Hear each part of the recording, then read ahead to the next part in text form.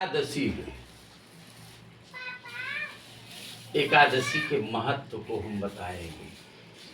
अभी हमें लगता है कि हमारे इस के बाद की प्रक्रिया को सुनने के बाद व्यक्ति के अंदर ऐसी मानसिकता बन सकती है कि मुझे भी व्रत रख लेना चाहिए।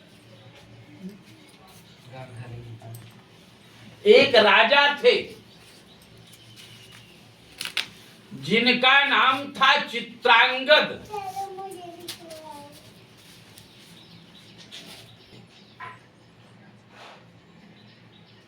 एकादशी व्रत प्रतिदिन रखते थे, माने हर एकादशी को व्रत रखते थे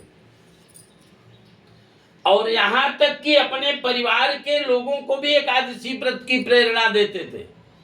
राजा थे तो राजा का परिवार तो पूरा राज्य भी हुआ करता है, तो पूरे राज्य में भी ढिढोरा पिटवा देते थे कि एकादशी व्रत आप सभी को करना पड़ेगा। अगर एकादशी व्रत कर रहे हैं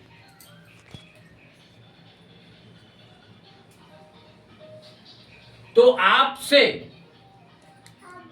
सरकारी जो शुल्क लिए जाते हैं वो सरकारी शुल्क माफ कर दिए जाएंगे।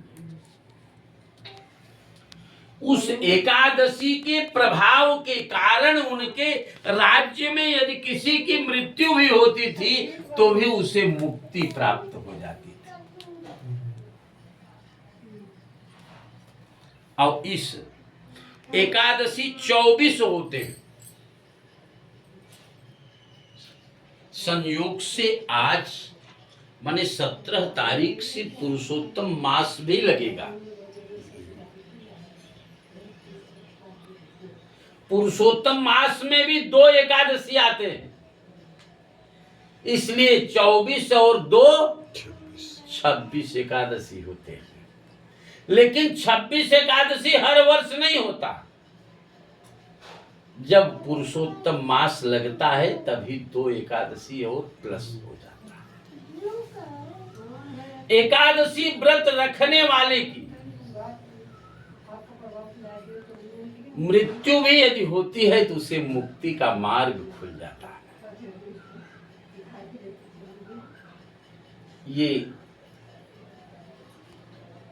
जो राजा की बात मैंने बताया, चित्रांगद राजा की बात मैंने बताया। चित्रांगद राजा अपने राज्य में सबको व्रत रखवाते थे। 16 वर्ष से पहले बच्चों का व्रत नहीं रखा जाए और 60 वर्ष के बाद लोग व्रत नहीं रखते हैं तो कोई दिक्कत। इसके प्रभाव से उनके राज्य में जिसकी भी मृत्यु होती थी वो मुक्ति प्राप्त कर लेता था। और आज अपरा एकादशी है। अपरा एकादशी का फल क्या होता है? अपरा एकादशी के प्रभाव से व्यक्ति जो भूल में भी पाप किया रहता है वो भी पाप समाप्त हो जाता है इस व्रत के प्रभाव के माध्यम से। जो पाप अज्ञानता में भी किया रहता है वो भी पाप इस व्रत के प्रभाव से समाप्त हो जाता है। और इस अपरा एकादशी के प्रभाव से धन धान्य सुख समृद्धि की भी प्राप्ति होती। और आज की एकादशी के व्रत को करने से व्यक्ति यदि किसी प्रकार से मानसिक व्यग्रता में है, मानसिक चिंता में है, तो उसकी मानसिक चिंता भी आज के व्रत के प्रभाव से समाप्त होती है। संयोग कितना अच्छा है कि व्रत रख करके हरि का स्मरण कर रहे हो और अपने सामने हर की भी पूजा करने चल रहे हो। हरि और हर दोनों की पूजा यदि एक साथ में किया जाता है तो सोने में सुहागा भी मिलता। इसी एकादशी के व्रत के प्रभाव से चित्रांगद राजा के राज्य में जिसकी भी मृत्यु होती थी मुक्ति मिल जाती थी। धर्मराज के रूप में जो यमराज थे फाइल लेकर के ब्रह्मा के पास चले गए और ब्रह्मा से कहा कि देखिए ये जो चित्रांगद का राज्य है, इनके राज्य में किसी की भी मृत्यु होती है, किसी की भी मृत्यु होती है तो मुक्ति प्राप्त कर लेता है व्यक्ति। कोई यमपुरी आता नहीं, इसलिए वहां की फाइल हम क्या करेंगे लेकर के, ये फाइल आप ले लो। अगर मुझे वहां का अधिकार देना चाहते हो तो कोई न कोई उपाय बनाओ जिससे इनके यहाँ एकादशी व्रत में खंडन बने व्यवधान उत्पन्न हो। तो अब चूंकि कल मैं आपसे बताया था ना कि शंकर जी के पास चोर जाते बदमाश जाते ईमानदार जाते। चोर गए उनके शिवलिंग पे खड़ा हो गया, कहा कि तुमने तो सब कुछ दे दिया हमको। हाँ, अब यमराज गए थे और यमराज को उन्होंने ऐसे हाथ ऊपर किया, एक पद्म पत्र आ गया, पत्ता आ गया, उस पत्रा को उछाल दिया, कहा कि जाओ आप, अब आपकी व्यवस्था, आपका कुछ सहयोग करने को मिलेगा।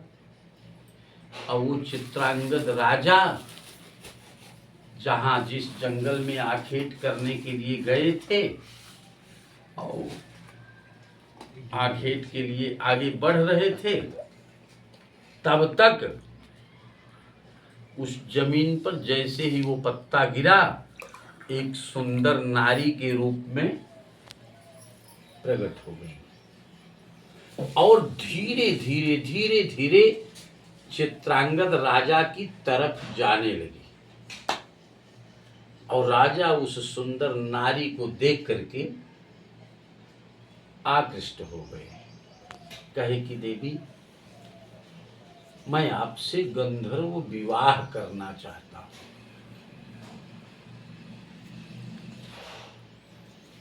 कही कि आप कौन? बताए कि हम चित्रांगद राजा हैं।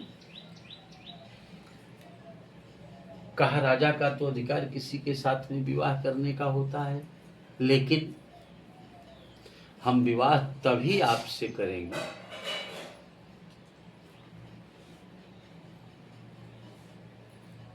कि आप हमको अपने साथ अपने घर ले चले। तुरंत गांधर्व विवाह हुआ, अपने घर ले आए। संयोग से 2 दिन बाद एकादशी आने वाला था। ढिढोरा पिटने लगा। कही कि ये आवाज कैसा है? कहा कि एकादशी आने वाली है, एकादशी व्रत आपको भी करना होगा। एकादशी व्रत आपको भी। कहा जब एकादशी व्रत करना था तो विवाह मुझसे क्यों किया? वहीं से दोनों पति पत्नी में अनबन चालू हो गया। समझ में आ गई? दूरियां बनना, दोनों के विचार नहीं मिल पा रहे थे। चित्रांगद ये कहे कि मुझे व्रत रखना है, तुमको भी व्रत रखना है, और वो व्रत रखने के लिए तैयार नहीं। वहीं से खटपट चालू। वो व्रत नहीं रही, लेकिन राजा व्रत रहे। किसी तरह से बीत गया। अब विवाद में काम चालू हो गया।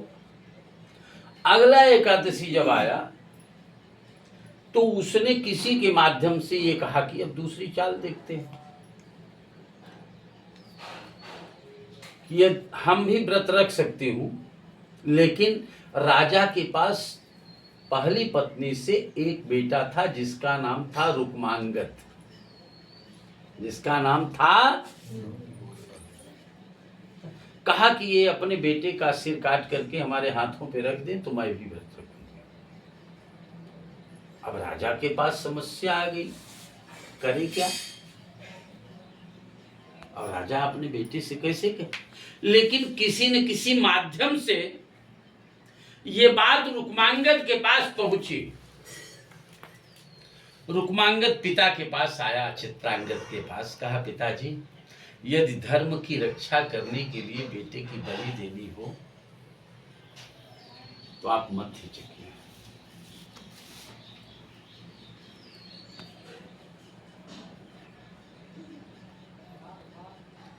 चित्रांगद अपने बेटे को भी ले आए। जो पत्नी आई थी वो पत्नी भी थी। प्रयास वो कही, उनकी पत्नी कही कि आप ऐसा करो। रुक्मांगद तैयार हो गए, हाथ में तलवार लेकर के जैसे ही सिर काटना चाहा, विष्णु भगवान प्रकट हो गए और तुरंत हाथ पकड़ लिया। चित्रांगद, ये मैं तुम्हारे एकादशी व्रत की परीक्षा ले रहा था कि तुम एकादशी करना चाहते हो कि सौंदर्य व्यवस्था में पत्नी के प्रति आसक्त रहना चाहते हो।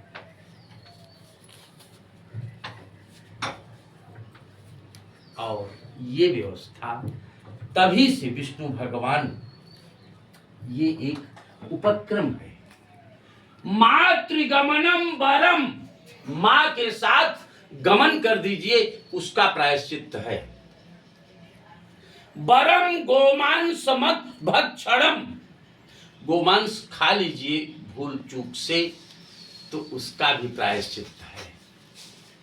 लेकिन नैकादश्याम न भुंजीथ, एकादशी के दिन अन्न खाना इतना दोषपूर्ण बना हुआ है। एकादशी के दिन अन्न खाना इतना दोषपूर्ण बना हुआ है। प्रयास करके हमको आपको एकादशी व्रत, व्रतों का राजा व्रतराज कहा जाता है। तो विष्णु भगवान ने ये कहा, ये जो तुम्हारी पत्नी बनकर के आई है, तुम्हारे धर्म में विघ्न डालने के लिए आई है। इसको लात मार करके, धर्म पत्नी धर्म की रक्षा करने के लिए आती है, धर्म में विघ्न करने के लिए नहीं आती। ये तुम्हारी धर्म पत्नी नहीं। उसको लात मार करके निकाल दिया तो भागती भागती कहाँ गई? ब्रह्मा ने उसको पैदा किया था पद्मपत्र से, ब्रह्मा के पास गई। ब्रह्मा से प्रार्थना की कहीं मुझे स्थान दीजिए। तो ब्रह्मा ने उसमें 10वीं विद्ध एकादशी में डाल दिया। इसीलिए 10वीं विद्ध एकादशी व्रत हम आप नहीं रहते हैं। बोलिए विष्णु भगवान की जय। समझ रहे हैं ना?